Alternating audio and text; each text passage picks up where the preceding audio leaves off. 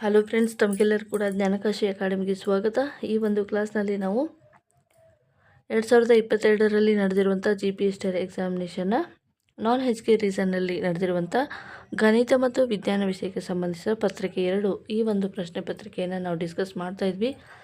ಈ ಹಿಂದಿನ 2-3 ವಿಡಿಯೋಗಳನ್ನು ಈ ಒಂದು ಪ್ರಶ್ನೆ ಪತ್ರಿಕೆಗೆ ಸಂಬಂಧಿಸಿದ ಹಾಗೆ ನಾವು ಅಪ್ಲೋಡ್ ಮಾಡಿದ್ದೀವಿ. ಆ ಒಂದು ವಿಡಿಯೋಗಳನ್ನು ಯಾರೆಲ್ಲ ನೋಡಿಲ್ಲ, ನಮ್ಮ ಚಾನಲ್ನ ಪ್ಲೇಲಿಸ್ಟ್ಗೆ ಹೋಗಿ ನೀವು ವಿಸಿಟ್ ಮಾಡ್ಬೋದು. So multiple choice question, descriptive type questions ಎಲ್ಲವನ್ನು ಕೂಡ ಇನ್ ಡೀಟೇಲ್ ಆಗಿ ನಾವು ಡಿಸ್ಕಸ್ ಮಾಡ್ತಾ ಇದ್ದೀವಿ. ಯಾರಿಗೆಲ್ಲ ಅವಶ್ಯಕತೆ ಇದೆ, ಫಸ್ಟ್ ಟೈಮ್ ಈ ಒಂದು ಚಾನಲನ್ನು ನೀವು ವಿಸಿಟ್ ಮಾಡ್ತಾ ಇದ್ದರೆ ದಯವಿಟ್ಟು ನಮ್ಮ ಚಾನಲ್ಗೆ ಸಬ್ಸ್ಕ್ರೈಬ್ ಮಾಡ್ಕೋಬೇಕಂತ ನಿಮ್ಮಲ್ಲಿ ರಿಕ್ವೆಸ್ಟ್ ಮಾಡ್ತಾ ಇದ್ದೀನಿ. ಸೊ ಇವಾಗ ನಿಮಗೆ ಎಲ್ಲರಿಗೂ ಕೂಡ ಮಾಹಿತಿ ತಿಳಿದಿರೋ ಹಾಗೆ TET ಎಕ್ಸಾಮಿನೇಷನ್ ಮತ್ತು GPST ಎಕ್ಸಾಮಿನೇಷನನ್ನು ಕಾಲ್ ಮಾಡುವಂಥ ಸಾಧ್ಯತೆ ತುಂಬಾ ಇದೆ. ಸದ್ಯದಲ್ಲಿ TET ಎಕ್ಸಾಮಿನೇಷನ್ನ ಆನ್ಲೈನ್ ಮೂಲಕ ನಡೆಸಬೇಕಾಗಿ ಅಂತ ಈಗ ಇಲಾಖೆಯಿಂದ ಮಾಹಿತಿ ಹೊರಬಿದ್ದಿದೆ. ಈ ಒಂದು ಅಂಗವಾಗಿ ನಾವು ಏನು ಮಾಡಬೇಕಪ್ಪ ಅಂದರೆ, ಈಗ ನೋಟಿಫಿಕೇಷನ್ ಆಗುವವರೆಗೆ ನಾವು ಕೂಡ ವೇಟ್ ಮಾಡ್ದೇನೆ ಈಗಿಂದನೇ ಸ್ಟಡಿ ಸ್ಟಾರ್ಟ್ ಮಾಡಬೇಕು ಅನ್ನುವಂಥ ಉದ್ದೇಶದಿಂದ ನಾವೀಗ ಹಳೆಯ ಪ್ರಶ್ನೆ ಪತ್ರಿಕೆಯನ್ನು ಸಾಲ್ವ್ ಮಾಡ್ತಾಯಿದ್ವಿ. ಇದನ್ನು ಕಂಪ್ಲೀಟಾಗಿ ವಾಚ್ ಮಾಡಿ, ಯಾರಿಗೆಲ್ಲ ಅವಶ್ಯಕತೆ ಇದೆ ಶೇರ್ ಮಾಡಿ. ನಿಮಗೇನಾದರೂ ಡೌಟ್ ಇದ್ದರೆ ದಯವಿಟ್ಟು ಕಮೆಂಟ್ ಬಾಕ್ಸಲ್ಲಿ ಕಮೆಂಟ್ ತಿಳಿಸಿ. ಸೊ ನಿಮಗೆ ಏನಾದರೂ ಈ ಒಂದು GPST ಎಕ್ಸಾಮಿನೇಷನ್ಗೆ ಸಂಬಂಧಿಸಿದ ಹಾಗೆ ನಾನು ಎಲ್ಲ ಗಣಿತ ವಿಷಯಕ್ಕೆ ಸಂಬಂಧಿಸಿದ ಎಲ್ಲ ಒಂದು ಸಿಲೆಬಸನ್ನು ಆಲ್ರೆಡಿ ಚಾನಲಲ್ಲಿ ಅಪ್ಲೋಡ್ ಮಾಡಿದ್ದೀನಿ. ಇನ್ನೂ ನಿಮಗೆ ಅವಶ್ಯಕತೆ ಇದ್ದರೆ ಸಪ್ರೇಟಾಗಿ ನಿಮಗೆ ಕೋಚಿಂಗ್ ಏನಾದರೂ ನೀಡಿದರೆ ದಯವಿಟ್ಟು ಈ ಒಂದು ಕಮೆಂಟ್ ಬಾಕ್ಸಲ್ಲಿ ತಿಳಿಸಿ ಅಂತ ನಾನು ರಿಕ್ವೆಸ್ಟ್ ಮಾಡ್ತಾಯಿದ್ದೀನಿ. ಓಕೆ, ಈಗ ಹಿಂದಿನ ಒಂದು ಕ್ಲಾಸ್ನಲ್ಲಿ 37ನೇ ಪ್ರಶ್ನೆವರೆಗೆ ಮಲ್ಟಿಪಲ್ ಚಾಯ್ಸ್ ಕ್ವಶನ್ಸ್ಗಳನ್ನು ಡಿಸ್ಕಸ್ ಮಾಡಿದ್ವಿ. ಈಗ ಮುಂದುವರೆದು 38ನೇ ಪ್ರಶ್ನೆ. 38ನೇ ಪ್ರಶ್ನೆ ಏನಿದೆ ಅಂದರೆ, ತ್ರಿಭುಜದ ಒಂದು ಮಧ್ಯರೇಖೆಯಿಂದ ಉಂಟಾದ 2 ತ್ರಿಭುಜಗಳ ವಿಸ್ತೀರ್ಣದ ಅನುಪಾತ ಏನು ಅಂತ ಕೇಳ್ತಾ ಇದ್ದಾರೆ. ಸೊ ಇದನ್ನು ನೀವು ಪ್ರಶ್ನೆಯನ್ನು ಓದಿದ್ರೇ ಕ್ವಿಕ್ಕಾಗಿ ಅರ್ಥ ಆಗಬೇಕು. ಒಂದು ತ್ರಿಭುಜದ ಮಧ್ಯರೇಖೆ ತಂದಾಗ, ಈಗ ಒಂದು ತ್ರಿಭುಜ ಇದೆ, ಈ ಒಂದು ತ್ರಿಭುಜದ ಮಧ್ಯೆ ಇದು ಟೋಟಲಾಗಿ 1 ಅಂತಂದರೆ ಇದರ ಮಧ್ಯಬಿಂದು ಏನು ಮಾಡ್ತಾಯಿದೆ, ಮಧ್ಯಬಿಂದುವಿನಲ್ಲಿ ಈ ರೀತಿಯಾಗಿ ಏನು ಮಾಡ್ತಾಯಿದೆ, ಮಧ್ಯ ರೇಖೆಯಿಂದ ಉಂಟಾದ 2 ತ್ರಿಭುಜಗಳ ವಿಸ್ತೀರ್ಣ ಏನಾಗಿರುತ್ತೆ ಅಂದರೆ 2 ಸಮನಾಗಿದೆ ಅಂತಂದರೆ ಅನುಪಾತ ಏನಾಗಿರುತ್ತೆ, ಇದು 1:1 ಆಗಿರುತ್ತೆ. 2 ವಿಸ್ತೀರ್ಣಗಳು ಸಮ ತಂದಾಗ 1 ಆಗಿರುತ್ತೆ ಅಂತ ನಿಮಗೆ ಕಾಮನ್ ಆಗಿ ಒಂದು ಸ್ವಲ್ಪ ಇದ್ರ ಬಗ್ಗೆ ನೀವು ಆನ್ಸರನ್ನು ಮಾಡ್ಬೋದು ಈಸಿಯಾಗಿ. ಓಕೆ, ಜಸ್ಟ್ ಥಿಂಕ್ ಮಾಡಿ ಕೂಡ ಆನ್ಸರನ್ನು ಬರಿಬೋದು, ಅಥವಾ ಪರ್ಟಿಕ್ಯುಲರಾಗಿ ಇಲ್ಲಿ ವಿಸ್ತೀರ್ಣಗಳನ್ನು ಮೆನ್ಷನ್ ಮಾಡಿದರೆ ಕ್ಯಾಲ್ಕುಲೇಟ್ ಮಾಡ್ಬೋದಾಗಿತ್ತು. ಬಟ್ ಇಲ್ಲಿ ತ್ರಿಭುಜದ ಮಧ್ಯರೇಖೆಯಿಂದ ತಂದಾಗ ಮಧ್ಯರೇಖೆ ಏನು ಮಾಡುತ್ತೆ, ಆ ಒಂದು ತ್ರಿಭುಜವನ್ನು ಈಕ್ವಲಿ ಡಿವೈಡ್ ಮಾಡುತ್ತೆ. ಹಾಗಾದರೆ 2 ವಿಸ್ತೀರ್ಣಗಳ ಅನುಪಾತ ಏನಾಗಿರುತ್ತೆ, 1:1 ಇರುತ್ತೆ. ಓಕೆ, ಈಗ 39ನೇ ಪ್ರಶ್ನೆಯನ್ನು ನೋಡೋಣ.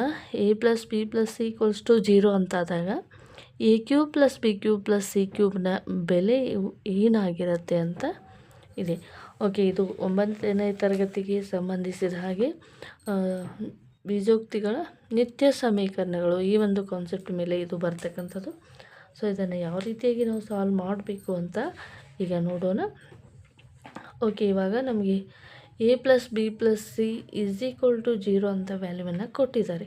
ಬಟ್ ನಾವು ಏನು ಫೈಂಡ್ ಔಟ್ ಮಾಡಬೇಕಾಗಿದೆ, a³ + b³ + c³ ಅನ್ನು ಫೈಂಡ್ ಔಟ್ ಮಾಡಬೇಕಾಗಿದೆ.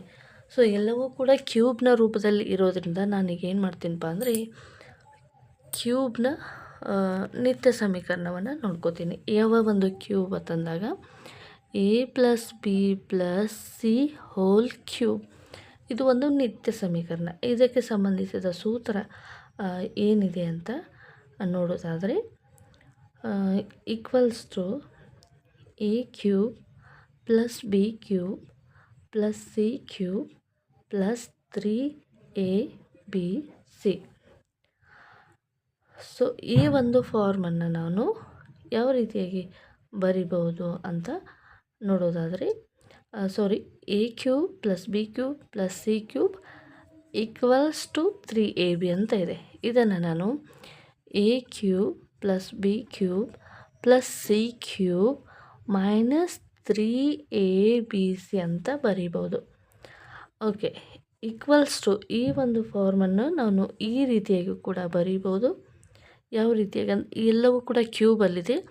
ನಾನು ಒಂದು set A plus B plus C ಒಂದು ಸೆಟ್ಟನ್ನು ಹೊರಗಡೆ ತೆಗಿತೀನಿ. ಹಾಗಾದರೆ ಉಳಿತೇನು A square plus B square plus C square ಉಳಿಯುತ್ತೆ. ಈ ಎರಡನ್ನು ಕೂಡ ಮತ್ತೆ ಮಲ್ಟಿಪ್ಲಿಕೇಶನ್ ಮಾಡಿದರೆ A cube plus B cube plus C ಕ್ಯೂಬ್ನೇ ಬರುತ್ತೆ. ಓಕೆನಾ? ಓಕೆ, ಈಗ ಐಡೆಂಟಿಟಿಯನ್ನು ನಾವು ಮುಂದೆ ಎಕ್ಸ್ಪಾಂಡ್ ಮಾಡೋದಾದರೆ ಮುಂದೇನಿದೆ minus A into B minus A into C minus B C ಎಂತಕ್ಕಂಥದ್ದು ಇದು ಐಡೆಂಟಿಟಿ. Okay, I hope understand you all this identity. ಓಕೆನಾ? A plus B plus C whole ಕ್ಯೂಬ್ನ ಐಡೆಂಟಿಟಿ. ಓಕೆನಾ? ಈಗ ನಮಗೆ ಕೊಟ್ಟಿರುವಂಥದ್ದು ಏನಪ್ಪ ಅಂತಂದರೆ A plus B plus C equals to 0 ಅಂತ ಕೊಟ್ಟಿದ್ದಾರೆ ಪ್ರಶ್ನೆಯಲ್ಲಿ. ಓಕೆನಾ? ಈಗ A plus B plus C equal to 0 ಅಂತಂದರೆ ಈ ಹೋಲ್ ಟರ್ಮ್ ಏನಾಯಿತು 0 ಆಯಿತು. 0 ಇಂಟು ದಿಸ್ ಟರ್ಮ್ ಏನಾಗುತ್ತೆ 0 ಆಯಿತು. ಓಕೆನಾ? 0 ಇಂಟು ದಿಸ್ ಟರ್ಮ್ ಏನಾಯಿತು 0 ಆಯಿತು. ಓಕೆನಾ? ನೆಕ್ಸ್ಟ್ ಉಳಿತೇನು? ಸೊ ಈ term is equal to this term is equal to this term. ಓಕೆನಾ? ಈಗ ಈ ಟರ್ಮನ್ನು ನಾನು ಆ್ಯಸ್ ಇಟ್ ಈಸ್ ಹಂಗೆ ಬರಿತೀನಿ. Okay, equals to this term A cube plus B cube plus C cube minus 3abc equals to 0 into this term ಏನಾಗುತ್ತೆ 0. ಉಳಿತೇನು? Next ಉಳಿದಿದೇನು? Sorry, I am extremely sorry here. Okay, A square plus B square plus C square minus A into B minus A C minus B C bracket complete this term. Okay, this term is 0 and this multiple with this term whole term we get 0. Yes, ನಮಗೆ ಏನು ಬೇಕಾಗಿದೆ A cube plus B cube plus C cube ಇದು minus ಈ ಕಡೆ ಹೋದಾಗ ಏನಾಗುತ್ತೆ minus 3abc. Okay, ನಾವು ಇಷ್ಟೆಲ್ಲ ಐಡೆಂಟಿಟಿ ಮಾಡೋದನ್ನು ನೆಸೆಸರಿ ಇಲ್ಲ. ಸೊ ಇವಾಗ ನಾವು ಏನು ಮಾಡಬೇಕಾಗಿದೆ, ನಿಮಗೆ ಇದು ಒಂದು ಐಡೆಂಟಿಟಿ ಗೊತ್ತಿದ್ದರೆ ಸಾಕು. A cube plus B cube plus C cube equals to 3ab or a cube plus B cube plus C cube minus 3ab ಈ ಒಂದು ಐಡೆಂಟಿಟಿ ಗೊತ್ತಿದ್ದರೆ ನಾವು ಈಸಿಯಾಗಿ ಪಾಯಿಂಟ್ ಔಟ್ ಮಾಡ್ಬೋದು. ಬಟ್ ಇಲ್ಲಿ a plus B plus C equal to 0 ಅಂತ ಕೊಟ್ಟಿದ್ದಾರೆ. ಹೀಗೆ 0 ಅಂತ ಕೊಡದೆ ವ್ಯಾಲ್ಯೂಸ್ಗಳನ್ನು ಏನಾದರೂ ಬೇರೆ ಬೇರೆ ವ್ಯಾಲ್ಯೂಸ್ 1 ಅಥವಾ 2 ಅಥವಾ 3 ಈ ರೀತಿಯಾದ ವ್ಯಾಲ್ಯೂಸ್ಗಳನ್ನು ಕೊಟ್ಟಾಗ ನೀವು ಈ ರೀತಿಯಾಗಿ ಕ್ಯಾಲ್ಕುಲೇಷನ್ ಮಾಡ್ಬೋದು. ಅಥವಾ 0 ಅಂತ ಕೊಟ್ಟಿದ್ರೆ ನೀವು ನೇರವಾಗಿ ಐಡೆಂಟಿಟಿಯನ್ನು ಅಪ್ಲೈ ಮಾಡಿ ಈಕ್ವಲ್ಸ್ ಟು 3ab ಅಂತ ಬರೀಬೋದು. ಸೊ ಓಕೆನಾ? ಈಗ ಈ ಒಂದು ಪ್ರಶ್ನೆಗೆ ಸರಿಯಾದ ಉತ್ತರ ಏನು ಅಂತ ನೋಡೋದಾದರೆ ಆಪ್ಷನ್ ಬಿ 3abc ಅಂತಕ್ಕಂಥದ್ದು ಇದು ಸರಿಯಾದ ಉತ್ತರ ಆಗಿರುತ್ತೆ. ನೆಕ್ಸ್ಟು 40ನೇ ಪ್ರಶ್ನೆ. ಕೊಟ್ಟಿರುವಂಥ ಚಿತ್ರದಲ್ಲಿ ಪಿ ಎಸ್ ರೇಖೆಯು ಎ ಬಿ ಮತ್ತು ಸಿ ಡಿಗಳನ್ನು ಛೇದಿಸುತ್ತೆ. ಈಗ ಪಿ ಎಸ್ ಎಂತಕ್ಕಂಥ ರೇಖೆ ಎ ಬಿ ಮತ್ತು ಸಿ ಡಿಗಳನ್ನು ಛೇದಿಸುತ್ತೆ. ಹಾಗಾದರೆ ಆ್ಯಂಗಲ್ ಎ ಕ್ಯೂ ಪಿನ ಅಳತೆಯನ್ನು ಕಂಡುಹಿಡಿಯಿರಿ ಅಂತಕ್ಕಂಥದ್ದು ಪ್ರಶ್ನೆ ಇದೆ. ಓಕೆ, ಯಾವ ರೀತಿಯಾಗಿ ನಾವು ಫೈಂಡ್ ಔಟನ್ನು ಮಾಡ್ಬೋದು ಅಂತ ನೋಡೋದಾದರೆ ಈಗ ನಾವು ನೇರವಾಗಿ ಈ ಎರಡು ವ್ಯಾಲ್ಯೂಸ್ಗಳನ್ನು ಕೂಡ ನಾವು ತಗೋಬೋದು. ಯಾಕಪ್ಪ ಅಂದರೆ ಎರಡು ಕೂಡ ಪರ್ಯಾಯ ಕೋನಗಳು. ಅಥವಾ A Q P plus P Q B ಎರಡರ ವ್ಯಾಲ್ಯೂ ಏನಾಗಿರುತ್ತೆ ಅಂದರೆ ಎರಡು ಕೂಡ ಸರಳ ಯುಗ್ಮ ಇರೋದರಿಂದ ಎರಡು ಆ್ಯಂಗಲ್ನ ಬೆಲೆ ಏನಾಗಿರುತ್ತೆ 180 ಡಿಗ್ರಿಗೆ ಸಮನಾಗಿ ಇರ್ತದೆ. ಓಕೆನಾ? ಎರಡು ಕೂಡ ಏನಾಗಿರುತ್ತೆ 180 ಡಿಗ್ರಿಗೆ ಸಮನಾಗಿರ್ತದೆ. ಓಕೆ, ನಾವು ಎರಡು ಮೆಥಡಲ್ಲೂ ಕೂಡ ಸಾಲ್ವ್ ಮಾಡಿ ನೋಡೋಣ. ಯಾವ ಮೆಥಡ್ ನಿಮಗೆ ಈಸಿ ಅನಿಸುತ್ತೆ ಆ ಒಂದು ಮೆಥಡನ್ನು ನೀವು ಸಾಲ್ವ್ ಮಾಡಿ ನೋಡ್ಬೋದು. ಈ ಒಂದು ಪ್ರಶ್ನೆನ 40ನೇ ಪ್ರಶ್ನೆಯನ್ನು ನಾವೀಗ ಪರಿಹಾರವನ್ನು ನೋಡೋಣ. ನೀವು ಈ ಒಂದು ಪ್ರಶ್ನೆಯನ್ನು ಸಾಲ್ವ್ ಮಾಡಬೇಕಾದ್ರೆ 8ನೇ ತರಗತಿಗೆ ಸಂಬಂಧಿಸಿದ ಚಾಪ್ಟರ್ಗಳನ್ನು, ಜಾಮೆಟ್ರಿಗೆ ಸಂಬಂಧಿಸಿದ ಚಾಪ್ಟರ್ಗಳನ್ನು ಇನ್ ಡೀಟೇಲಾಗಿ ಸ್ಟಡಿ ಮಾಡಬೇಕು. ಯಾರಿಗೆಲ್ಲ ಅದು ಅವಶ್ಯಕತೆ ಇದೆ ದಯವಿಟ್ಟು ನಮ್ಮ ಚಾನಲ್ಗೆ ವಿಸಿಟ್ ಮಾಡಿ 8ನೇ ತರಗತಿಯ ಎಲ್ಲ ವಿಡಿಯೋಗಳನ್ನು ನೋಡ್ಬೋದು. ಸೊ ಈಗ ಎರಡು ಸಮಾನಾಂತರ ರೇಖೆಗಳನ್ನು ಒಂದು ರೇಖೆ ಛೇದಿಸಿದಾಗ ಕೆಲವೊಂದು ಪ್ರಾಪರ್ಟೀಸ್ಗಳು ಬರ್ತವೆ.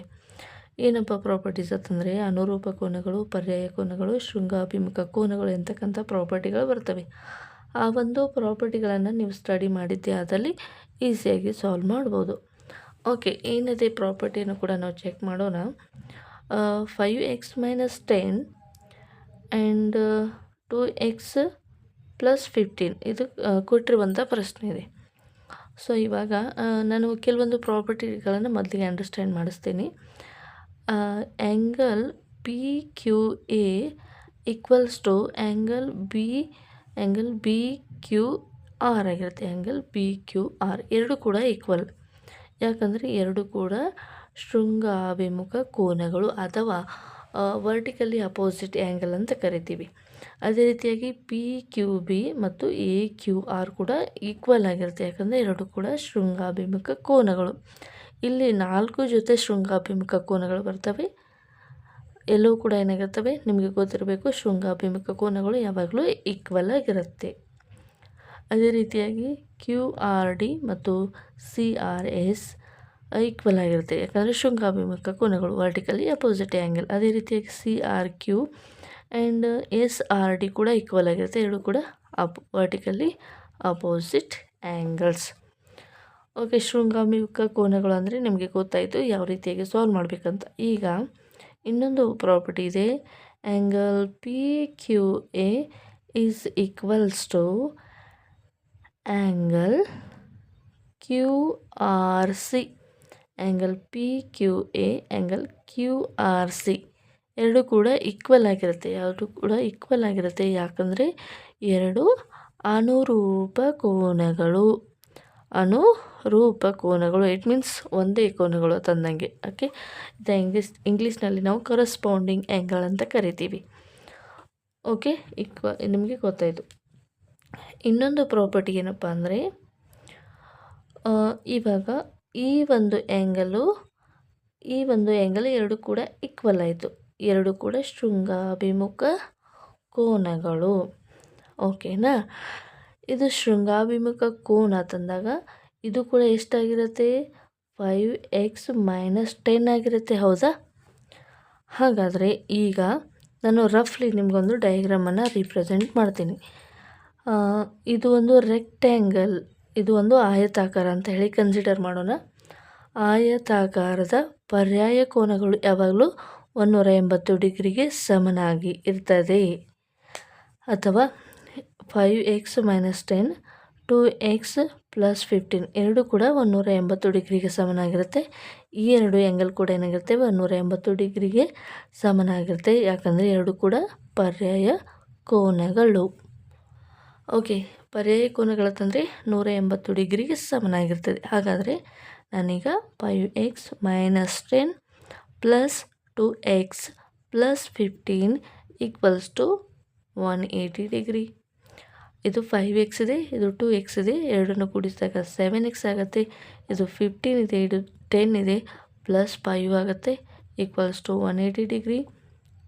7x ಇದು ಪ್ಲಸ್ ಇದೆ, ಇದು ಈ ಕಡೆ ಹೋದಾಗ ಏನಾಗುತ್ತೆ, ಇದು ಪ್ಲಸ್ಸು ಈ ಕಡೆ ಹೋದಾಗ ಮೈನಸ್ ಆಗುತ್ತೆ. 180 - 9.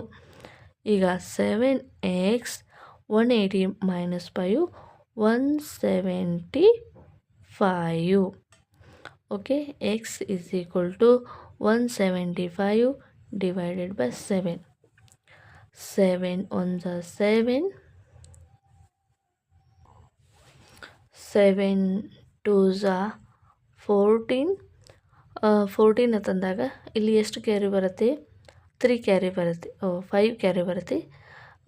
7 5 35. ಓಕೆನಾ? x ಎಷ್ಟು ಬಂತು? x = 25 ಅಂತ ಬಂತು. ಈಗ x ನಮಗೇನು ಫೈಂಡ್ ಔಟ್ ಮಾಡಂದಿದ್ದಾರೆ? ಆ್ಯಂಗಲ್ PQAನ ಫೈಂಡ್ ಔಟ್ ಮಾಡಿ ಅಂತ ಪ್ರಶ್ನೆ ಇದೆ. Okay, angle A Q P, angle A Q P ಅಂದರೂ ಒಂದೇ, ಆ್ಯಂಗಲ್ ಪಿ ಕ್ಯೂ ಎ ಅಂದರೂ ಒಂದೇ, equals to angle A Q P ಅಂದರೂ ಕೂಡ ಒಂದೇ. ಹಾಗಾದರೆ ವ್ಯಾಲ್ಯೂ ಕೊಟ್ಟಿದ್ದಾರೆ ಏನಂತ, 5x - 10 ಅಂತ ಕೊಟ್ಟಿದ್ದಾರೆ. ನಮಗೆ ಆಲ್ರೆಡಿ ಎಕ್ಸ್ ವ್ಯಾಲ್ಯೂವನ್ನು ಪಾಯಿಂಟ್ ಔಟ್ ಮಾಡಿದ್ವಿ. ಈ ಎಕ್ಸ್ ವ್ಯಾಲ್ಯೂವನ್ನು ಈ ಎಕ್ಸ್ ಪ್ಲೇಸ್ನಲ್ಲಿ ಹಾಕಬೇಕು.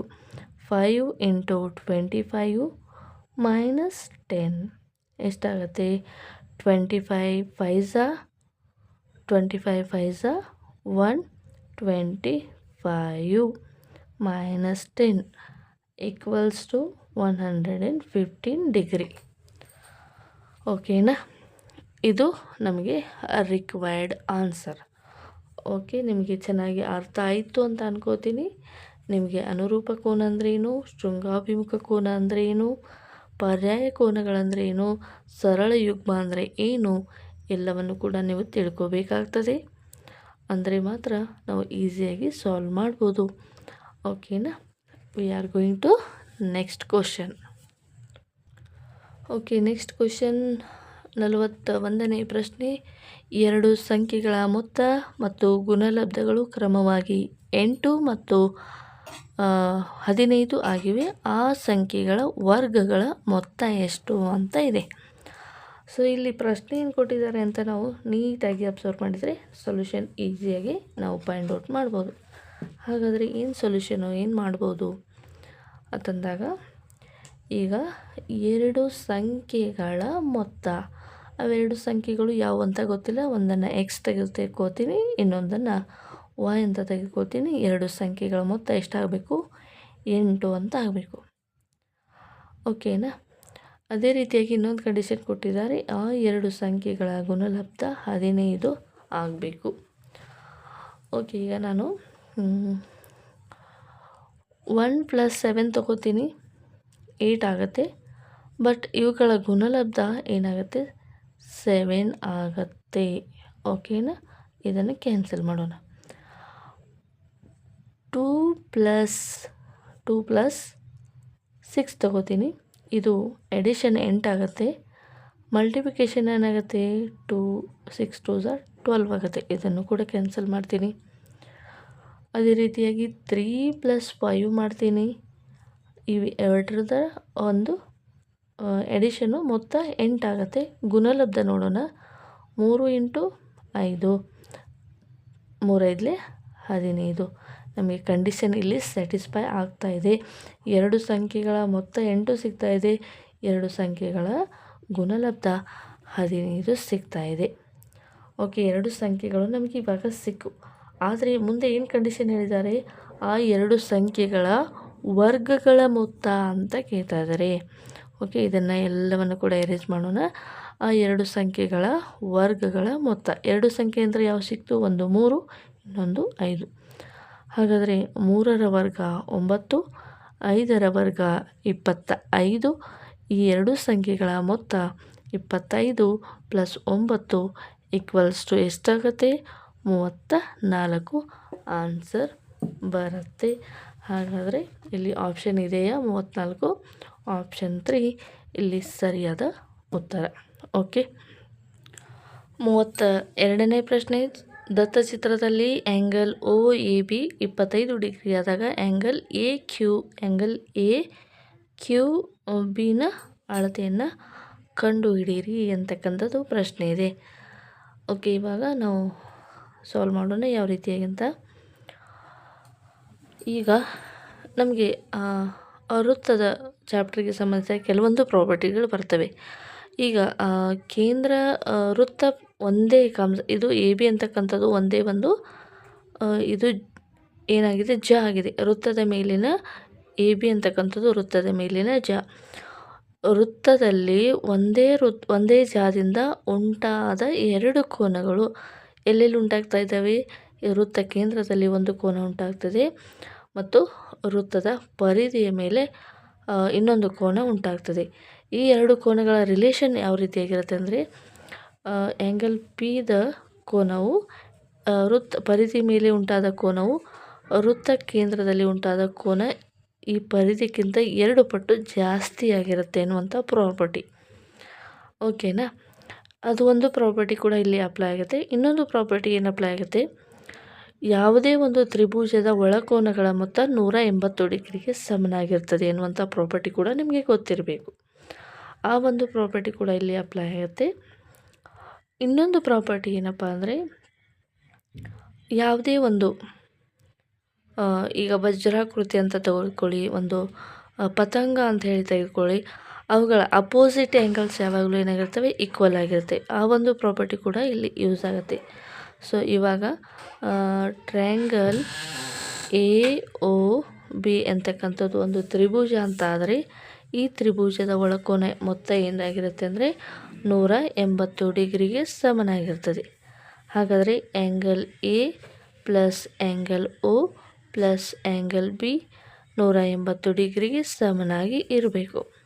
ಈಗ ಆ್ಯಂಗಲ್ ಎನ ಕೊಟ್ಟಿದ್ದಾರೆ 25 ಡಿಗ್ರಿ, ಆ್ಯಂಗಲ್ A ಬೆಲೆಯನ್ನು ಕೊಟ್ಟಿದ್ದಾರೆ ಮತ್ತು ಆ್ಯಂಗಲ್ B ಬೆಲೆ ಕೂಡ ಏನಾಗಿರುತ್ತೆ 25 ಡಿಗ್ರಿ ಆಗಿರುತ್ತೆ. ನೋಡಿ, ಈಗ OA ಮತ್ತು OB ಎರಡು ಕೂಡ ಈಕ್ವಲ್ ಆಗಿರುತ್ತೆ. ಯಾಕಂದರೆ ವೃತ್ತದ ಯಾವುದೇ ತ್ರಿಜ್ಯಗಳು ಸಮನಾಗಿರ್ತವೆ. ಹಾಗಾಗಿ OA ಮತ್ತು OB ಎರಡೂ ಕೂಡ ವೃತ್ತದ ತ್ರಿಜ್ಯಗಳಾಗಿರೋದ್ರಿಂದ ಎರಡು ಅಳತೆ ಒಂದೇ ಆಗಿರುತ್ತೆ. ಹಾಗಾದರೆ AB ಅನ್ನುವಂಥದ್ದು ಬೇರೆ ಆಗಿರುತ್ತೆ. ಹೌದಾ? ಹಾಗಾದರೆ ಆ್ಯಂಗಲ್ OAB ಅಂತಕ್ಕಂಥ ಒಂದು ಸಮದ್ವಿಬಾಹು ತ್ರಿಭುಜ, ಎರಡು ಅನುರೂಪ ಬಾಹುಗಳ ಎರಡು ಸಮದ್ವಿಬಾಹು ತ್ರಿಭುಜದ ಎರಡು ಅನುರೂಪ ಬಾಹುಗಳು, ಅದರ ಅನುರೂಪ ಕೋನಗಳು ಕೂಡ ಸಮನಾಗಿರ್ತವೆ ಎನ್ನುವಂಥ ಪ್ರಾಪರ್ಟಿ ಗೊತ್ತಿರಬೇಕು. ಹಾಗಾದರೆ ಆ್ಯಂಗಲ್ B ಕೂಡ ಏನಾಗಿರುತ್ತೆ 25 ಡಿಗ್ರಿ ಆಗಿರುತ್ತೆ. ನಾವೀಗ ಆ್ಯಂಗಲ್ O ಅನ್ನು ಫೈಂಡ್ ಔಟ್ ಮಾಡ್ಬೋದು. 25 ಪ್ಲಸ್ 25 ಎಷ್ಟಾಗುತ್ತೆ, 50 ಆಗುತ್ತೆ. 180 ಹಾಗೆ ಇಟ್ಕೊಳ್ಳೋಣ. Angle O is equal to 180 25 plus 25 50 ಆಗುತ್ತೆ. ಇದು ಪ್ಲಸ್ ಇದೆ, ಈ ಕಡೆ ಬಂದಾಗ ಮೈನಸ್ ಆಗುತ್ತೆ. ಡೈರೆಕ್ಟಾಗಿ ಬರಿತಾ ಇದ್ದೀನಿ 50. Angle O equals to 130 degree ಆಯಿತು. ಓಕೆ, ನಾವೀಗ ಆ್ಯಂಗಲ್ O ಅನ್ನುವಂಥದ್ದು 130 ಡಿಗ್ರಿಯನ್ನು ಕಂಡುಹಿಡಿದ್ವಿ. ಹಾಗಾದರೆ ನಮಗೆ ಬೇಕಾಗಿರುವಂಥದ್ದು ಏನಪ್ಪ ಅಂದರೆ AQB ಬೇಕಾಗಿದೆ. ಹಾಗಾದರೆ ಆ್ಯಂಗಲ್ O ಆ್ಯಂಗಲ್ Qಗೆ ಅಪೋಸಿಟ್ ಆ್ಯಂಗಲ್ ಆಗಿರೋದ್ರಿಂದ ಕೂಡ ಇದು 130 ಡಿಗ್ರಿ ಆಗಿರುತ್ತೆ. ನೋಡಿ, ನಾವು ಯಾವುದನ್ನು ಕಂಡುಹಿಡಿದ್ವಿ, ಯಾವುದು ಬೇಕಾಗಿದೆ. ಯಾಕಂದರೆ ಇದು ಪ್ರಾಪರ್ಟಿನ ಮೇಲೆ ನಾವು ಈಸಿಯಾಗಿ ಸೊಲ್ಯೂಷನನ್ನು ಕಂಡುಹಿಡಿಬೋದು. ಓಕೆ, ಇದು 130, ಇದು ಕೂಡ 130 ಆಗಿರುತ್ತೆ. ಈ ಆ್ಯಂಗಲನ್ನು ಕೇಳಿದ್ರೆ ನಿಮಗೆ ಈ ಒಂದು ಆ್ಯಂಗಲನ್ನು ಕೇಳಿದರೆ ಯಾವ ರೀತಿಯಾಗಿ ಪಾಯಿಂಟ್ ಔಟ್ ಮಾಡ್ತಿದ್ರಿ ಅಂತ ಅಂದಾಗ, ಇದು 130, ಇದರ ಅರ್ಧ ಎಷ್ಟಾಗುತ್ತೆ, 130 ಡಿವೈಡೆಡ್ ಬೈ 2, 2 ಆರ್ಲೆ 12, 1 ಕ್ಯಾರಿ ಬರುತ್ತೆ 5, 2 5 10. ಓಕೆನಾ? ಇದು 65 ಇರುತ್ತೆ. ನೋಡಿರಿ, ಒಂದೇ ಜಾದಿಂದ ಉಂಟಾದ ಎರಡು ಕೋನಗಳು, ಇದು ಪರಿಧಿ ಮೇಲೆ ಉಂಟಾದ ಕೋನವು ಕೇಂದ್ರದಲ್ಲಿ ಉಂಟಾದ ಕೋನದ 2 ಪಟ್ಟಿರುತ್ತೆ. 65 ಇದರ ಡಬಲ್ ಎಷ್ಟು, 130. ಓಕೆ, ಈಗ ನಿಮಗೆ ಈ ಆ್ಯಂಗಲನ್ನು ಕೇಳಿದ್ರೆ ಸಾಲ್ವ್ ಮಾಡ್ಬೋದು. ಈ ಆ್ಯಂಗಲನ್ನು ನಾವೀಗ ಕಂಡುಹಿಡಿದ್ವಿ. ಇದರ ಒಂದು ಉತ್ತರ ಎಷ್ಟಪ್ಪ ಅಂದರೆ 130 degree. Okay, question paper easy ಇದೆ ಅಲ್ವಾ? ಯಾಕಂದರೆ ನೀವು ಪ್ರಾಕ್ಟೀಸ್ ಮಾಡಬೇಕು, ಜಾಸ್ತಿ ಸೊಲ್ಯೂಷನನ್ನು ಮಾಡಬೇಕು. ಕ್ವೆಶ್ಚನ್ ಪೇಪರ್ ಯಾವಾಗಲೂ ಈಸಿನೇ ಇರುತ್ತೆ. ಓಕೆನಾ? 43ನೇ ಪ್ರಶ್ನೆ, ದತ್ತಚಿತ್ರದಲ್ಲಿ ABCDಗಳು ವೃತ್ತದ ಮೇಲಿನ 4 ಬಿಂದುಗಳಾದರೆ AC ಮತ್ತು BDಗಳು C ಬಿಂದುವಿನಲ್ಲಿ ಆ್ಯಂಗಲ್ BEC 130 ಡಿಗ್ರಿ ಆದರೆ ಆ್ಯಂಗಲ್ ECD 20 ಡಿಗ್ರಿ ಆಗುವಂತೆ ಛೇದಿಸಿದರೆ ಆ್ಯಂಗಲ್ BACಯನ್ನು ಕಂಡುಹಿಡಿಯಿರಿ. ಈ ಆ್ಯಂಗಲನ್ನು ನಾವು ಈಗ ಫೈಂಡ್ ಔಟ್ ಮಾಡಬೇಕು. ಸೊ ಈ ಒಂದು ಪ್ರಶ್ನೆ ಯಾವ ರೀತಿಯಾಗಿದೆ, ಇದು ಕೂಡ ವೃತ್ತಕ್ಕೆ ಸಂಬಂಧಿಸಿದ ಒಂದು ಪ್ರಶ್ನೆ ಆಗಿದೆ. ಏನಿದೆ ಪ್ರಶ್ನೆ, ಇದಕ್ಕೂ ಕೂಡ ನಾವು ಇಂಪಾರ್ಟೆಂಟ್ ಆಗಿರುವಂಥ ಪ್ರಾಪರ್ಟಿಗಳನ್ನು ತಿಳ್ಕೋಬೇಕು. ಏನು ಪ್ರಾಪರ್ಟಿ ಇದೆ, ಈಗ ಆ್ಯಂಗಲ್ BEC ಮತ್ತು ಆ್ಯಂಗಲ್ DECಗಳು ಎರಡು ಕೋನಗಳ ಮೊತ್ತ ಏನಾಗಿರುತ್ತೆ 180 ಡಿಗ್ರಿಗೆ ಸಮನಾಗಿರ್ತದೆ. ಯಾಕಂದರೆ ಎರಡು ಕೂಡ ಸರಳ ಯುಗ್ಮಗಳು. Angle BEC plus angle DEC equals to 180 degree. ಯಾಕಂದರೆ ಸರಳ ಯುಗ್ಮಗಳು ಅಥವಾ ಲೀನಿಯರ್ ಪೇರ್ಸ್ ಅಂತ ಹೇಳಿ ನಾವು ಕರಿತೀವಿ. ಓಕೆ, ಹಾಗಾದರೆ ಈಗ ಬಿ ಇ ಸಿ ಬೆಲೆ ಕೊಟ್ಟಿದ್ದಾರೆ 130 degree. Angle D E C equals to 180 minus ಇದು 130 ಈ ಕಡೆ ಬರುತ್ತೆ. Angle D E C equals to 180 minus 130 ಅಂತಂದಾಗ ಈಕ್ವಲ್ಸ್ ಟು 50 ಬರುತ್ತೆ. ನಮಗೆ ಕೇಳಿರೋದು ಈ ಒಂದು ಆ್ಯಂಗಲ್. ನಾವು ಯಾಕೆ ಇದನ್ನು ಫೈಂಡ್ ಔಟ್ ಮಾಡ್ಕೋಬೇಕು ಅಂತಂದಾಗ, ವೃತ್ತದ ಯಾವುದೇ ಒಂದು ಜಾದಿಂದ ಉಂಟಾದ ವೃತ್ತದ ಪರಿಧಿ ಮೇಲೆ ಉಂಟಾದ ಯಾವುದೇ ಕೋನ ಇರಲಿ, ಒಂದೇ ಜಾದಿಂದ ಉಂಟಾದ ಕೋನಗಳು ವೃತ್ತದ ಪರಿಧಿ ಮೇಲೆ ಒಂದೇ ಜಾದಿಂದ ಉಂಟಾದ ಕೋನಗಳು ಯಾವಾಗಲೂ ಸಮನಾಗಿರ್ತದೆ. ಹಾಗಾದರೆ ನಾವು ಇಲ್ಲಿ ಆ್ಯಂಗಲ್ ಡಿಯನ್ನು ಫೈಂಡ್ ಔಟ್ ಮಾಡಿದರೆ ಆ್ಯಂಗಲ್ ಎ ಕೂಡ ಅಷ್ಟೇ ಆಗಿರುತ್ತೆ ಅನ್ನುವಂಥ ಪ್ರಾಪರ್ಟಿ ಇಲ್ಲಿ ಯೂಸ್ ಆಗುತ್ತೆ. ಸೊ ಇವಾಗ ಆ್ಯಂಗಲ್ ಇ ಎಷ್ಟು ಸಿಕ್ತು ನಮಗೆ? 50 ಡಿಗ್ರಿ ಸಿಕ್ತು. ಈಗ ತ್ರಿಭುಜ ಡಿ ಇ ಸಿ ಟ್ರಯಾಂಗಲನ್ನು ತೆಗೆದುಕೋತಾ ಇದ್ದೀನಿ. ಡಿ ಇ ಸಿ ಟ್ರಯಾಂಗಲನ್ನು ತೆಗೆದುಕೋತಾ ಇದ್ದೀನಿ. ಈ ಟ್ರಯಾಂಗಲ್ ಏನು ಹೇಳುತ್ತೆ? ತ್ರಿಭುಜದ ಯಾವುದೇ ತ್ರಿಭುಜದ ಒಳಕೋನಗಳ ಮೊತ್ತ 180 ಡಿಗ್ರಿಗೆ ಸಮನಾಗಿರ್ತದೆ. Angle D plus angle E plus angle C equals to 180 degree. Okay, ನಾವೀಗ ಆ್ಯಂಗಲ್ ಇಯನ್ನು ಫೈಂಡ್ ಔಟ್ ಮಾಡಿದ್ವಿ 50 ಅಂತ, ಆ್ಯಂಗಲ್ ಸಿಯನ್ನು ಕೊಟ್ಟಿದ್ದಾರೆ 20 ಡಿಗ್ರಿ ಅಂತ. ಈಗ ಆ್ಯಂಗಲ್ ಡಿಯನ್ನು ನಾವು ಫೈಂಡ್ ಔಟ್ ಮಾಡ್ಕೋಬೇಕು. Equals to 180 degree. Angle D is equal to 50 plus 20 ಎಷ್ಟಾಗುತ್ತೆ? 70 ಆಗುತ್ತೆ. 180 ಮೈನಸ್ 70 ಅಂತಂದಾಗ angle D equals to 110 degree ಆಗುತ್ತೆ. ಹಾಗಾದರೆ ಆ್ಯಂಗಲ್ ಡಿ 110 ಡಿಗ್ರಿ ಆದರೆ ಆ್ಯಂಗಲ್ ಎ ಕೂಡ 110 ಡಿಗ್ರಿ ಆಗಿರುತ್ತೆ. ಆಪ್ಷನ್ ಎ ಇಲ್ಲಿ ಸರಿಯಾದ ಉತ್ತರ. ಯಾಕಂದರೆ ಒಂದೇ ಜಾಗದಿಂದ ವೃತ್ತದ ಪರಿಧಿ ಮೇಲೆ ಉಂಟಾದ ಕೋನಗಳು ಯಾವಾಗಲೂ ಸಮನಾಗಿರುತ್ತದೆ. ಹಾಗಾದರೆ ಆ್ಯಂಗಲ್ ಡಿ 110 ಡಿಗ್ರಿ ಆದರೆ ಆ್ಯಂಗಲ್ ಎ ಕೂಡ 110 ಡಿಗ್ರಿ ಇರುತ್ತದೆ. I hope understand you this well. Okay, we are going to solve. Next question is 44. 10 centimetre ಮತ್ತು 8 ಸೆಂಟಿಮೀಟರ್ ಕರ್ಣಗಳಿರುವ ಒಂದು ವಜ್ರಾಕೃತಿಯ ವಿಸ್ತೀರ್ಣವನ್ನು ಕಂಡುಹಿಡಿಯಿರಿ ಅನ್ನತಕ್ಕಂಥದ್ದು ಪ್ರಶ್ನೆ ಇದೆ. ಸೊ ಇದನ್ನು ಯಾವ ರೀತಿಯಾಗಿ ನಾವು ಯೂಸ್ ಮಾಡಬೇಕು ಅಂತಂದಾಗ, ನೇರವಾಗಿ ನಾವು ಇಲ್ಲಿ ವಜ್ರಾಕೃತಿಯ ವಿಸ್ತೀರ್ಣದ ಸೂತ್ರವನ್ನು ಬರ್ಕೋಬೇಕು. ಏನಿದೆ ಸೂತ್ರ ವಜ್ರಾಕೃತಿದು? ವಜ್ರಾಕೃತಿ ಅಂದರೆ ಯಾವ ರೀತಿಯಾಗಿರುತ್ತೆ? ಈ ರೀತಿಯಾಗಿರುತ್ತೆ. ಓಕೆನಾ? ಇದಕ್ಕೆ ನಮಗೆ ಮುಖ್ಯವಾಗಿ 2 ಕರ್ಣಗಳಿರ್ತವೆ. ಈ ಕರ್ಣಗಳು, ಇದು ಒಂದು ಕರ್ಣ, ಇನ್ನೊಂದು ಕರ್ಣ. ಒಂದು ಕರ್ಣದ ಅಳತೆಯನ್ನು ಕೊಟ್ಟಿದ್ದಾರೆ 10 ಸೆಂಟಿಮೀಟರ್ ಅಂತ, ಇನ್ನೊಂದು ಕರ್ಣ 8 ಸೆಂಟಿಮೀಟರ್ ಅಂತ ಕೊಟ್ಟಿದ್ದಾರೆ. ಸೂತ್ರ ಏನಿದೆ ವಜ್ರಾಕೃತಿಯ ವಿಸ್ತೀರ್ಣವನ್ನು ಕಂಡುಹಿಡಿಯೋದು ಅಂತಂದರೆ, area is equal to 1/2 d1 into d2. d1 ಅಂದರೆ ಏನು? ಇದು ಕರ್ಣ, ಒಂದು ಕರ್ಣ, ಇನ್ನು ಮತ್ತೊಂದು ಕರ್ಣ. 1/2, ಒಂದು ಕರ್ಣ ಎಷ್ಟು ಕೊಟ್ಟಿದ್ದಾರೆ? 10 ಕೊಟ್ಟಿದ್ದಾರೆ. ಇನ್ನೊಂದು ಎಷ್ಟು ಕೊಟ್ಟಿದ್ದಾರೆ? 8 ಕೊಟ್ಟಿದ್ದಾರೆ. 2 1 2 4 8, 4 ಇಂಟು 10 40 cm². ವಿಸ್ತೀರ್ಣವನ್ನು ಯಾವಾಗಲೂ ನಾವು ಸ್ಕ್ವೇರ್ ಮೀಟರಲ್ಲಿ ಫೈಂಡ್ ಔಟ್ ಮಾಡ್ತೀವಿ. ಹಾಗಾಗಿ 40 ಸೆಂಟಿಮೀಟರ್ ಸ್ಕ್ವೇರ್ ಅಂತಕ್ಕಂಥದ್ದು ಇಲ್ಲಿ ಸರಿಯಾದ ಉತ್ತರ.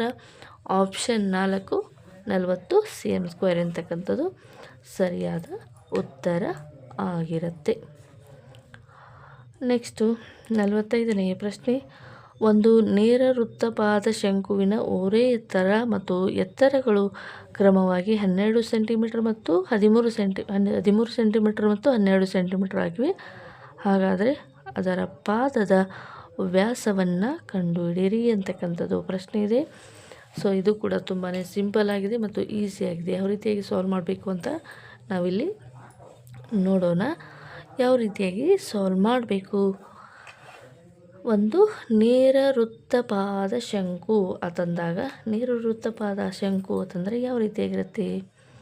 ಇದು ಪಾದ, ಇದು ಶಂಕು, ಹೌದಾ? ಓಕೆ, ನಮ್ಗೆ ಏನೇನು ವ್ಯಾಲ್ಯೂಸ್ ಕೊಟ್ಟಿದ್ದಾರೆ ಇಲ್ಲಿ? ಓರೆ ಎತ್ತರವನ್ನು ಕೊಟ್ಟಿದ್ದಾರೆ. ಓರೆ ಎತ್ತರ ಅಂದರೆ ಇದು ಎಲ್, ಇದು ಓರೆ ಎತ್ತರ. Okay, L is equals to 13 centimetre ಕೊಟ್ಟಿದ್ದಾರೆ. ಮತ್ತು ಅದರ ಎತ್ತರವನ್ನು ಕೊಟ್ಟಿದ್ದಾರೆ. ಈ ಒಂದು ಶಂಕುವಿನ ಎತ್ತರವನ್ನು ಕೊಟ್ಟಿದ್ದಾರೆ. ಇದು ಹೆಚ್ ಇಸ್ ಈಕ್ವಲ್ ಟು ಎಷ್ಟಪ್ಪ ಅಂದರೆ ಅದು 12 ಸೆಂಟಿಮೀಟರ್ ಕೊಟ್ಟಿದ್ದಾರೆ. ಹಾಗಾದರೆ ನಮಗೆ ಈ ಒಂದು ಪಾದದ ವ್ಯಾಸವನ್ನು ಕಂಡುಹಿಡಿಯಿರಿ ತಂದಿದ್ದಾರೆ. ನಾವು ಮೊದಲಿಗೆ ವ್ಯಾಸವನ್ನು ಕಂಡುಹಿಡ್ಕೊಂತ ಮೊದಲೇ ರೇಡಿಯಸನ್ನು ಕಂಡುಹಿಡಿಯೋಣ. ಓಕೆ, ಇದು ನೋಡ್ರಿ ಯಾವ ರೀತಿಯಾಗಿದೆ, ಲಂಬಕೋನ ತ್ರಿಭುಜದ ಥರ ಇದೆ. ಓಕೆ, ಇಲ್ಲಿ ನಮಗೆ ಏನು ಯೂಸ್ ಆಗುತ್ತೆ ಅಂದರೆ ಇದು ವಿಕರ್ಣ, ಇದು ಅಪೋಸಿಟ್ ಸೈಡ್. ಇಲ್ಲಿ ಪೈಥಾಗೊರಸ್ ಪ್ರಮೇಯ ಯೂಸ್ ಆಗುತ್ತೆ. ವಿಕರ್ಣದ ಮೇಲಿನ ವರ್ಗ ಉಳಿದೆರಡು ಬಾಹುಗಳ ಮೊತ್ತಕ್ಕೆ ಏನಾಗಿರುತ್ತೆ, ಸಮನಾಗಿರ್ತದೆ. ಎಲ್ಲ ಸ್ಕ್ವೇರ್ ಅಂದರೆ ಇದು ವಿಕರ್ಣ, ಉಳಿದೆರಡು ಬಾಹುಗಳು ಹೆಚ್ ಸ್ಕ್ವೇರು. ಇದು ಟೋಟಲ್ ಏನಾಗಿರುತ್ತೆ, ಡಯಾಮೀಟ್ರ್ ಡಿ ಆಗಿರುತ್ತೆ, ರೇಡಿಯಸ್ ಏನಾಗಿರುತ್ತೆ, ಆರ್ ಆಗಿರುತ್ತೆ. ಹಾಗಾಗಿ ಆರ್ ಸ್ಕ್ವೇರ್. ಓಕೆ, ಈಗ ಎಲ್ ಸ್ಕ್ವೇರ್ ಕೊಟ್ಟಿದ್ದಾರೆ 13 ಹೋಲ್ ಸ್ಕ್ವೇರ್, ಹೆಚ್ ಸ್ಕ್ವೇರ್ ಕೊಟ್ಟಿದ್ದಾರೆ 12 ಸ್ಕ್ವೇರ್, ಆರ್ ಸ್ಕ್ವೇರನ್ನು ಫೈಂಡ್ ಔಟ್ ಮಾಡೋಣ. ಓಕೆ, ಈಗ 13ರ ವರ್ಗ ಎಷ್ಟು ಅಂತ ನಾವು ನೋಡೋದಾದರೆ 13ರ ವರ್ಗ ಎಷ್ಟಪ್ಪ ಅಂತಂದರೆ 169. 12ರ ವರ್ಗ 144. 12ರ ವರ್ಗ 144. ಓಕೆ, 144 ಆಯಿತು, ಆರ್ ಸ್ಕ್ವೇರ್ ಆಯಿತು. 169 ಮೈನಸ್ 144 ಮಾಡಬೇಕು. 6 - 4 ಎಷ್ಟಾಗುತ್ತೆ, 6 - 4 5 ಆ್ಯಂಡ್ 16 - 4 ಎಷ್ಟಾಗುತ್ತೆ, 2 ಬರುತ್ತೆ, 25 ಆಗುತ್ತೆ. R square. ಈಗ ಇದು ಸ್ಕ್ವೇರನ್ನು ರಿಮೂವ್ ಮಾಡಿ ಈಗ ಸ್ಕ್ವೇರ್ ರೂಟ್ ತೊಗೊರಿ. 25ರ ವರ್ಗಮೂಲ ಏನಾಗುತ್ತೆ, 5 ಆಗಿರುತ್ತೆ. ಆರ್ = 5 ಸೆಂಟಿಮೀಟ್ರ್ ಅಂತ ಆಯಿತು. ಈಗ ನಾವು ರೇಡಿಯಸನ್ನು ಫೈಂಡ್ ಔಟ್ ಮಾಡಿದ್ವಿ, ಆರ್ = 5 ಸೆಂಟಿಮೀಟ್ರ್ ಅಂತ. ಹಾಗಾದರೆ ನಮಗೆ ಬೇಕಾಗಿರುವಂಥದ್ದೇನು, ವ್ಯಾಸ. D = 2r. ಈಗ 2 × r ಅಂದರೆ 5 ಇದೆ, 2 10 ಸೆಂಟಿಮೀಟ್ರ್. ಇಲ್ಲಿ ಏನಾಗಿರುತ್ತೆ, ವ್ಯಾಸ ಸಿಗುವಂಥದ್ದು. ಹಾಗಾದರೆ ಈ ಒಂದು ಪ್ರಶ್ನೆಗೆ ಸರಿಯಾದ ಉತ್ತರ ಏನಪ್ಪ ಅಂದರೆ 10 ಸೆಂಟಿಮೀಟ್ರ್. ಆಪ್ಷನ್ ಬಿ 10 ಸೆಂಟಿಮೀಟ್ರ್ ಇದು ಸರಿಯಾದ ಉತ್ತರ. 46ನೇ ಪ್ರಶ್ನೆ, ಎಕ್ಸ್ ಅಕ್ಷದಿಂದ 6,8 ಬಿಂದುವಿಗೆ ಇರುವ ದೂರವನ್ನು ಕಂಡುಹಿಡಿಯಿರಿ ಅಂತಕ್ಕಂಥ ಪ್ರಶ್ನೆ ಇದೆ. ಇದು ನಿರ್ದೇಶಾಂಕ ರೇಖಾಗಣಿತ ಈ ಒಂದು ಚಾಪ್ಟರ್ಗೆ ಸಂಬಂಧಿಸಿದ ಒಂದು ಪ್ರಶ್ನೆ ಆಗಿದೆ. ಆ ಒಂದು ಚಾಪ್ಟರ್ಗೆ ಸಂಬಂಧಿತ ಡೀಟೇಲ್ ಆಗಿ ಸೊಲ್ಯೂಷನ್ ಕೂಡ ನಮ್ಮ ಚಾನಲಲ್ಲಿ ಅವೈಲೇಬಲ್ ಇದೆ. ಯಾರಿಗೆಲ್ಲ ಅವಶ್ಯಕತೆ ಇದೆ ಹೋಗಿ ವಿಸಿಟ್ ಮಾಡಿ ನೋಡ್ಬೋದು. ಸೊ ಈ ಒಂದು ಪ್ರಶ್ನೆಯನ್ನು ಯಾವ ರೀತಿಯಾಗಿ ನಾವು ಸಾಲ್ವ್ ಮಾಡ್ಬೋದು ಅಂತಂದರೆ, ಈಗ ಎಕ್ಸ್ ಅಕ್ಷ ಏನಿದೆ 0 ಇದೆ, ಎಕ್ಸ್ ಅಕ್ಷ ಏನಿದೆ 0 ಅಂತ ಅನ್ಕೋಬೇಕು. ಓಕೆ, ಈಗ ಈ ರೀತಿಯಾಗಿದೆ ಅಕ್ಷ. ಇದು ಎಕ್ಸ್ ಅಕ್ಷದ ಮೇಲೆ ತಂದಾಗ ಇಲ್ಲಿ ಏನಾಗಿರುತ್ತೆ, ಎಕ್ಸ್ ಮತ್ತು ವೈ ಅಕ್ಷಗಳು ಇಲ್ಲಿ ಒಂದು ಎಕ್ಸ್ ಅಕ್ಷ ಅಂದರೆ 6, ಇಲ್ಲಿ 6 ಇದೆ ಅಂತ ಅಂದ್ಕೊಳ್ಳೋ, ವೈ ಇದು 8 ಇದೆ ಅಂತ ಅಂದ್ಕೊಳ್ಳೋಣ. ಇದು 0.68 ಅಂತ ಅಂದಾಗ ಈ ಎರಡರ ನಡುವಿನ ದೂರ ಈ ಒಂದು ಟರ್ಮಲ್ಲಿ ವೈ ಅಕ್ಷ ಇಲ್ಲಿ ಒಂದು ಟರ್ಮಲ್ಲಿ ವೈ ಅಕ್ಷ 0 ಆಗಿರುತ್ತೆ, ಇನ್ನೊಂದು ಟರ್ಮಲ್ಲಿ ಎಕ್ಸ್ ಅಕ್ಷ ಏನಾಗಿರುತ್ತೆ 0 ಆಗಿರುತ್ತೆ. 6,8 ಅಂತ ಕೊಟ್ಟಿದ್ದಾರೆ. ಇನ್ನೊಂದು ಟರ್ಮ್ ಏನಾಗಿರುತ್ತೆ 0 0 ಆಗಿರುತ್ತೆ. ಅಂದರೆ ಈ ಟರ್ಮಲ್ಲಿ ವೈ ಟರ್ಮ್ 0 ಆಗಿರುತ್ತೆ, y, 0 ಆ್ಯಂಡ್ 0,8 ಇದು ಟರ್ಮ್ ಆಯಿತು. ಈಗ ನಾವು ಇಲ್ಲಿ ಡಿಸ್ಟೆನ್ಸ್ ಫಾರ್ಮುಲಾ ಯೂಸ್ ಮಾಡಬೇಕು. ಡಿಸ್ಟೆನ್ಸ್ ಫಾರ್ಮುಲಾ ಅಂತಂದರೆ distance √(x2 - x1) whole square plus y2 - y1 whole square. ಇದು ಡಿಸ್ಟೆನ್ಸ್ ಫಾರ್ಮುಲಾ ಕಂಡುಹಿಡಿಯುವಂಥದ್ದು. ಸೊ ಇಲ್ಲಿ ಫಾರ್ಮುಲಾ ಏನಿದೆ ಅಂತಂದರೆ 6 0 ಆ್ಯಂಡ್ 0,8 ಇವು ಇಲ್ಲಿ ನಿರ್ದೇಶಾಂಕಗಳು. ಇದು x1, ಇದು y1, ಇದು x2, ಇದು y2. ಓಕೆ, ಈಗ ಡಿಸ್ಟೆನ್ಸ್ ಫಾರ್ಮುಲಾದಲ್ಲಿ ಈ ಒಂದು ವ್ಯಾಲ್ಯೂಸ್ಗಳನ್ನು ಅಪ್ಲೈ ಮಾಡೋಣ. x2 ಅಂದರೆ 0 - 6 ಹೋಲ್ ಸ್ಕ್ವೇರ್ ಪ್ಲಸ್ y2 ಅಂದರೆ 8 - 0 ಹೋಲ್ ಸ್ಕ್ವೇರ್.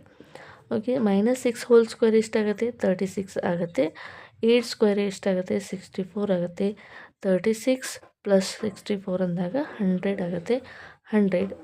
100ರ ವರ್ಗಮೂಲ ಏನಾಗುತ್ತೆ 10 ಆಗುತ್ತೆ. 10 ಮಾನಗಳು ಅಂತಕ್ಕಂಥದ್ದು ಇಲ್ಲಿ ಸರಿಯಾದ ಉತ್ತರ ಆಗುತ್ತೆ. 10 ಮಾನಗಳು ತಂದಾಗ ಈ ಒಂದು ಪ್ರಶ್ನೆಯಲ್ಲಿ ಆಪ್ಷನ್ 3 ಇಲ್ಲಿ 10 ಮಾನಗಳು ಸರಿಯಾದ ಉತ್ತರ. ಸೊ ಇನ್ನು 47ರಿಂದ 50ನೇ ಪ್ರಶ್ನೆವರೆಗೆ ಏನಿದೆ ಇದು ಟೀಚಿಂಗ್ ಆ್ಯಪ್ಟಿಟ್ಯೂಡ್ ಪ್ರಶ್ನೆ ಆಗಿದೆ. ಬೋಧನಾಶಾಸ್ತ್ರಕ್ಕೆ ಸಂಬಂಧಿತ ಪ್ರಶ್ನೆಗಳಾಗಿವೆ.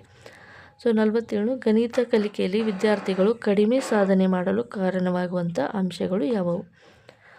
ಇದು ನೇರವಾದ ಉತ್ತರ ಏನಪ್ಪ ಅಂದರೆ ಗಣಿತದಲ್ಲಿ ಕಲಿಕೆಯೆಡೆಗಿನ ಒಲವು. ಇದು ಅಲ್ಲ. ಮೊದಲನೇ ಆಪ್ಷನು ವಿದ್ಯಾರ್ಥಿಯ ಆಂತರಿಕ ಸಾಮರ್ಥ್ಯ ಇಲ್ಲಿ ಏನಾಗುತ್ತೆ ಅಂದರೆ ಮುಖ್ಯವಾಗಿರುವಂಥ ಕಾರಣ. ಓಕೆ, ಆಪ್ಷನ್ 1 ಇಲ್ಲಿ ಕರೆಕ್ಟ್ ಆಗುತ್ತೆ. 48 ಗಣಿತದಲ್ಲಿ 4x+3 = 2x - 9 ಸಮಸ್ಯೆಯನ್ನು ಪರಿಹರಿಸುವ ಜ್ಞಾನಾತ್ಮಕ ವಲಯದ ಉದ್ದೇಶದ ವರ್ಗೀಕರಣ ಏನಪ್ಪ ಅಂದರೆ ಅದು ಗ್ರಹಿಕೆ ಆಗಿರುತ್ತೆ. ಇಲ್ಲಿ ಯಾವುದೇ ರೀತಿ ವರ್ಡ್ಗಳಿರೋದಿಲ್ಲ. ಇಲ್ಲಿ ನಂಬರ್ಸ್ಗಳನ್ನು ಚೇಂಜಸ್ ಮಾಡ್ಬೋದು. ನಾವು ಸೊಲ್ಯೂಷನ್ ಮಾಡಲಿಕ್ಕೆ ಗೊತ್ತಿರಬೇಕು. ಸ್ಮರಣೆ ಅಂದರೆ ಇಲ್ಲಿ ಯಾವುದೂ ನೆನ್ಪಿಟ್ಕೊಳ್ಳೋಕ್ಕೆ ಆಗೋದಿಲ್ಲ. ಅನ್ವಯ ಆಗುತ್ತೆ. ಯಾವುದಾದ್ರೂ ಒಂದು ಫಾರ್ಮುಲಾ ಅಪ್ಲೈ ಆಗೋದಿದ್ರೆ ಅದು ಅನ್ವಯ ಆಗುತ್ತೆ. ವಿಶ್ಲೇಷಣೆ ಅನ್ನುವಂಥದ್ದು ಒಂದು ಯಾವುದಾದ್ರೂ ಒಂದು ಪದದ ಬಗ್ಗೆ ಎಕ್ಸ್ಪ್ಲೈನ್ ಮಾಡ್ತಾ ಹೋದರೆ ಅದಕ್ಕೆ ವಿಶ್ಲೇಷಣೆ ಅಂತ ಕರಿತೀವಿ. ಸೊ ಇದ್ರ ಬಗ್ಗೆ ನಮಗೆ ಗ್ರಹಿಕೆ ಚೆನ್ನಾಗಿದ್ದರೆ ಈ ಒಂದು ಸೊಲ್ಯೂಷನನ್ನು ನಾವು ಈಸಿಯಾಗಿ ಸಾಲ್ವ್ ಮಾಡ್ಬೋದು ಎನ್ನುವಂಥದ್ದು ಈ ಒಂದು ಗ್ರಹಿಕೆಯಲ್ಲಿ ಸರಿಯಾದ ಉತ್ತರ ಆಗುತ್ತೆ. 49ನೇ ಪ್ರಶ್ನೆ ತರಗತಿಯಲ್ಲಿ ಒಬ್ಬ ವಿದ್ಯಾರ್ಥಿಯು ದತ್ತ ಅಳತೆಗಳಿಗೆ ಅನುಗುಣವಾಗಿ ಚತುರ್ಭುಜವನ್ನು ರಚಿಸುತ್ತಾನೆ. ಆ ವಿದ್ಯಾರ್ಥಿಯು ರಚನಾ ಹಂತಗಳನ್ನು ಅರ್ಥೈಸಿಕೊಂಡಿರುವುದನ್ನು ತಿಳಿಯಲು ಗಣಿತ ಶಿಕ್ಷಕನು ಅನುಸರಿಸುವ ವಿಧಾನ ಯಾವುದು ಅಂತಕ್ಕಂಥದ್ದು. ಇದಕ್ಕೆ ಸರಿಯಾದ ಉತ್ತರ ಏನಪ್ಪ ಅಂದರೆ ಅಬ್ಸರ್ವೇಷನ್ ಅಂದರೆ ವೀಕ್ಷಣೆ ಮಾಡೋದ್ರಿಂದ ಯಾವ ರೀತಿಯಾಗಿ ಒಂದು ಜಾಮೆಟ್ರಿಕಲ್ ಕನ್ಸ್ಟ್ರಕ್ಷನ್ ಮಾಡ್ತಾ ಇದ್ದಾರೆ ನೀಟಾಗಿ ಅಬ್ಸರ್ವ್ ಮಾಡ್ತಾ ಹೋದರೆ ಈ ವಿದ್ಯಾರ್ಥಿಗೆ ಎಲ್ಲ ಗೊತ್ತಿದೆ ಅಥವಾ ಇಲ್ಲ ಅಂಥೇಳಿ ಅರ್ಥ ಆಗುತ್ತೆ. ನೆಕ್ಸ್ಟ್ ಕೊನೆಯದಾಗಿ ಮಲ್ಟಿಪಲ್ ಚಾಯ್ಸಲ್ಲಿ ಕೊನೆಯ ಪ್ರಶ್ನೆ ರೇಖಾಗಣಿತದಲ್ಲಿ ಪ್ರಮೇಯವನ್ನು ಸಾಧಿಸಲು ಬಳಸುವಂಥ ಪ್ರಕ್ರಿಯೆ ಯಾವುದು? ಇಲ್ಲಿ ಸೈದ್ಧಾಂತಿಕ ಆಗಿರ್ಬೋದು, ಪರಿಕಲ್ಪನೆ ಆಗಿರ್ಬೋದು, ಪ್ರಕ್ರಿಯೆ ಆಗಿರ್ಬೋದು ಎಲ್ಲವೂ ಕೂಡ ಬೇರೆ ಒಂದು ಕಾನ್ಸೆಪ್ಟಿಗೆ ಅರ್ಥವಾಗುತ್ತೆ. ಇಲ್ಲಿ ಗಣಿತ ಅಂದರೆ ಓನ್ಲಿ ನೀವು ಲಾಜಿಕಲಿ ಥಿಂಕ್ ಮಾಡ್ತೀವಿ. ಹಾಗಾಗಿ ಆಪ್ಷನ್ 1 ತಾರ್ಕಿಕ ಕಾರಣಿಕೆ ಅಂತಕ್ಕಂಥದ್ದು ಸರಿಯಾದ ಉತ್ತರ option 1. Okay friends, GPS exam 2022ರಲ್ಲಿ ನಡೆದಿರುವಂಥ ಮಲ್ಟಿಪಲ್ ಚಾಯ್ಸ್ ಕ್ವಶನ್ಗಳ ಎಲ್ಲ ಇನ್ ಡೀಟೇಲ್ ಆಗಿರುವಂಥ ವಿಶ್ಲೇಷಣೆಯನ್ನು ನೋಡಿದ್ರಿ.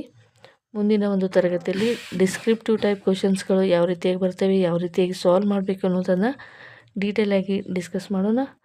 ಅಲ್ಲಿವರೆಗೂ ನಮ್ಮ ಚಾನಲನ್ನು ವೀಕ್ಷಣೆ ಮಾಡ್ತಾಯಿರಿ. Thank you so much.